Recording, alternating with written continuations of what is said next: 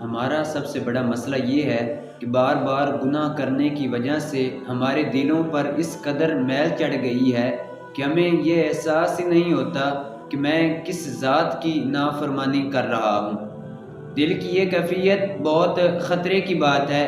حدیث مبارکہ میں آتا ہے، سرکار صلی اللہ علیہ وآلہ وسلم آپ نے ارشاد فرمایا، مومن اپنے گناہوں کو ایسے دیکھتا ہے جیسے کوئی انسان پہاڑ کے نیچے بیٹھا ہو اور اس انسان کو یہ ڈر ہو کہ کہیں یہ پہاڑ میرے اوپر نہ گر جائے۔ اور فرمایا کہ منافق اپنے گناہوں کو ایسے دیکھتا ہے کہ جیسے ایک مکھی تھی وہ ناک سے گزر گئی۔ اب ہمیں اپنے آپ میں غور کرنا چاہیے کہ ہماری کون سی کیفیت ہے۔ ہم گناہ کرنے سے پہلے اللہ کی بارگاہ سے ڈرتے ہیں کہ نہیں؟ پھر اگر ہم سے گناہ کوئی ہو بھی جائے، کیا ہمیں اپنے اس گناہ پر شرمندگی ہوتی ہے کہ نہیں؟ کیا ہم اپنے گناہ پر توبہ اور استغفار کرتے ہیں یا نہیں؟ یا ہماری دوسری کیفیت ہے کہ ہم گناہ کرتے ہیں، گناہ کے بعد غافل ہو جاتے ہیں، توبہ اور استغفار نہیں کرتے۔ اگر ہماری دوسری حالت ہے تو ہمیں چاہیے کہ ہم اللہ کی بارگاہ میں سچے دل کے ساتھ توبہ اور استغفار کریں۔ حضرت عوام بن حوشب رحمۃ اللہ تعالی علیہ آپ فرماتے ہیں کہ 4 چیزیں ایسی ہیں کہ جو گناہوں سے بھی زیادہ بری ہیں۔ فرمایا پہلی چیز کہ گناہ کو معمولی سمجھنا، یعنی اگر انسان سے کوئی گناہ ہو گیا ہے تو اس گناہ کرنے کے بعد اس گناہ کو معمولی سمجھنا۔ فرمایا دوسری چیز غافل ہو جانا، تیسری چیز فرمایا خوش رہنا، چوتھی چیز فرمایا گناہ ہو گیا ہے تو گناہ کے بعد اس گناہ پر جم جانا، توبہ اور استغفار نہ کرنا۔ انسان کی فطرت ہے کہ انسان سے گناہ ہو جاتا ہے، ہم عام انسان ہیں، ہم سے گناہ ہو جاتے ہیں۔ تو گناہ سے بھی جو سب سے زیادہ بری چیز ہے وہ پہلی چیز یہ تھی کہ گناہ کو معمولی سمجھنا، یہ سمجھنا کہ کچھ ہوا ہی نہیں، یا یہ سمجھنا کہ ایک چھوٹی سی غلطی تھی، اللہ غفور الرحیم ہے وہ بخش دے گا۔ یہ بہت بڑی نادانی ہے۔ اللہ تعالیٰ جبار قہار ہے، اس کی نافرمانی ہوئی ہے۔ یہ کوئی معمولی بات ہے کہ اس انسان نے اللہ جبار اور قہار کی نافرمانی کی ہے؟ یہ حقیقتاً معمولی بات نہیں، یہ بہت بڑی بات ہے۔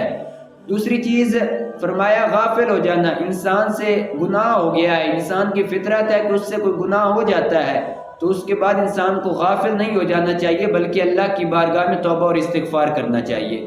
تیسری چیز فرمایا خوش رہنا، کہ انسان کو گناہ کرنے کے بعد خوش نہیں رہنا چاہیے بلکہ انسان کو یہ سوچنا چاہیے، شرمندہ ہونا چاہیے کہ میں قیامت کے دن اللہ کی بارگاہ میں حاضر ہوں گا، میرے اعمال اللہ کی بارگاہ میں پیش ہوں گے، جو گناہ میں نے کیا ہے تو میں کس طرح اللہ کی بارگاہ میں حاضر ہو سکوں گا۔ قبر و حشر کا تصور انسان کو سامنے رکھ کر پریشان ہونا چاہیے، شرمندہ ہونا چاہیے، تو یقیناً جب وہ انسان شرمندہ ہوگا اللہ کی بارگاہ میں اس کی شرمندگی قبول ہو جائے گی۔ انسان کو اپنے گناہ پر جم نہیں جانا چاہیے بلکہ اس انسان کو چاہیے کہ وہ گناہوں کو ترک کر کے، گناہوں کو چھوڑ کر توبہ اور استغفار کی طرف بڑھ جائے۔ حضرت شیخ ابو بکر بن عبداللہ رحمۃ اللہ تعالی علیہ آپ فرماتے ہیں کہ ایک قصاب تھا، گوشت بیچا کرتا تھا، کہ اس کے ہمسائے کی ایک خادمہ تھی، وہ اس خادمہ کے ساتھ محبت کرتا تھا۔ ایک دن وہ خادمہ کسی دوسرے گاؤں کی طرف جا رہی تھی کہ اس نے موقع کو غنیمت سمجھا، اس کے پیچھے پیچھے جا رہا تھا کہ اچانک سے اس نے اس کا ہاتھ پکڑا تو وہ آگے سے عورت کہنے لگی کہ جس طرح تو مجھ سے محبت کرتا ہے، تیرا دل میری طرف مائل ہے، اسی طرح میں بھی تیرے ساتھ محبت کرتی ہوں، پر میں اللہ تعالیٰ کی ذات سے ڈرتی ہوں۔ جب اس عورت نے یہ الفاظ کہے تو اس انسان نے جلدی سے اس کا ہاتھ چھوڑا اور کہنے لگا، اگر تم اللہ کی ذات سے ڈرتی ہے تو پھر مجھے بھی اللہ کی ذات سے ڈرنا چاہیے۔ بس اتنا کہنا تھا کہ وہ واپس جانے لگا۔ دھوپ کی شدت کی وجہ سے اس انسان کو پیاس بھی کافی شدت سے لگی، تو اتنی دھوپ میں اس کا واپس جانا بہت مشکل ہو رہا تھا کہ قریب سے ایک کسی نبی کا قاصد گزرنے لگا۔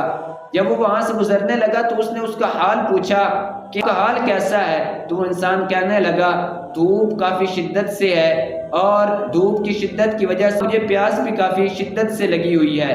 تو وہ قاصد کہنے لگا آؤ مل کر اللہ کی بارگاہ میں دعا کرتے ہیں۔ تو قصاب کہنے لگا میرے پاس تو کوئی قابل ذکر عبادت ہی نہیں، لہٰذا تم دعا کرو میں آمین کہوں گا۔ تو وہ قاصد جو تھا اس نے دعا کی، اس نے آمین کہی۔ دعا کرنے کا اثر اسی وقت ظاہر ہوا کہ ایک بادل کا ٹکڑا ان کے سر پر سایہ کرنے کے لیے آ گیا۔ تو وہ انسان قاصد اور قصاب دونوں سفر کر رہے تھے. وہ راستہ آیا کہ جس راستے سے دونوں نے الگ ہونا تھا. تو وہ قاصد اپنے راستے کی طرف جانے لگا اور قصاب اپنے راستے کی طرف جانے لگا. قاصد کیا دیکھتا ہے کہ جو بادل کا ٹکڑا تھا وہ قصاب پر سایہ کر رہا ہے, میں دھوپ میں کھڑا ہوں. وہ یہ دیکھ کر بہت حیران ہوا کہ اس کے پاس تو کوئی قابل ذکر عبادت ہی نہیں تھی. جلدی سے اس قصاب کے پاس گیا, جا کر کہا کہ یہ وجہ کیا ہے. تو اس نے وہ توبہ کا اپنا واقعہ سنایا. تو وہ قاصد کہنے لگا یقیناً جو مرتبہ توبہ کرنے والے کا ہے یہ مرتبہ کسی اور کا نہیں ہو سکتا.